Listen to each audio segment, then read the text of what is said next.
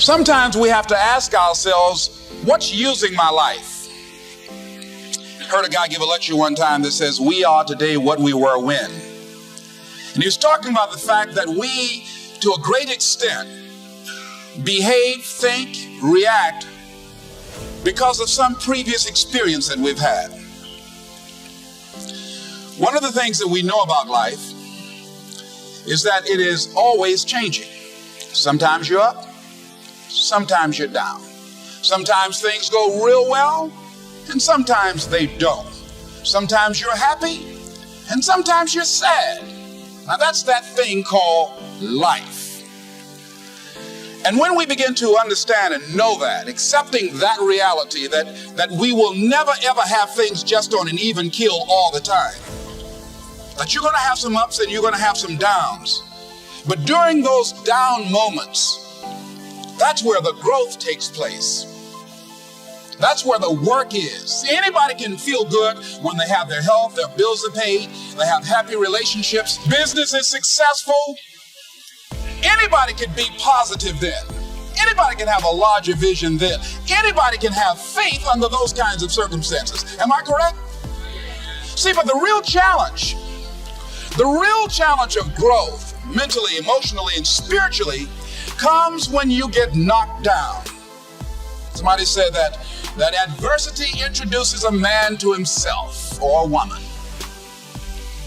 How you handle it, that's where the growth takes place.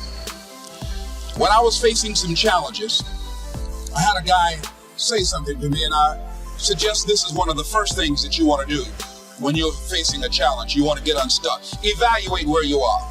Look at it. Assess yourself. Assess yourself and assess the situation. What brought you there? What role did you play? Earl Nightingale had a saying I liked. He said, all of us are self-made, but only the successful will admit it. What has brought you to this point? What did you learn from it?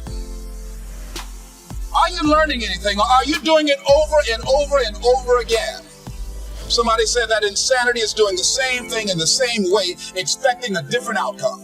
Are you going through it, or are you growing through it? Are you bigger and better because of it? Because it's not going to leave you until you grow through it. I was going through a major challenge in my life that was wearing me out, that was using me. Well, you see, your mind is when you go into a service station to get gas, you don't go in there and just start pumping. When you push the lever up, it clears the previous bill. By the same token, if you want to begin to move, you've got to clear your mind of all the unnecessary luggage and baggage that's weighing us down.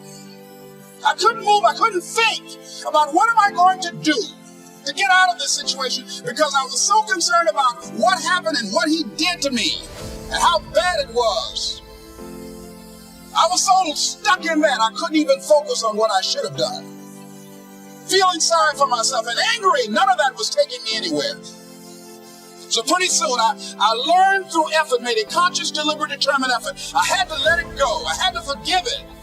Let it go and begin to focus on developing myself. And I say to you, you're going to have people to do things to you. Things are going to happen to you. And the most important thing to do is to harness your will and let it go and move so you can grow, so you can get on with your life. It doesn't matter about what happens to you. What matters is, what are you going to do about it?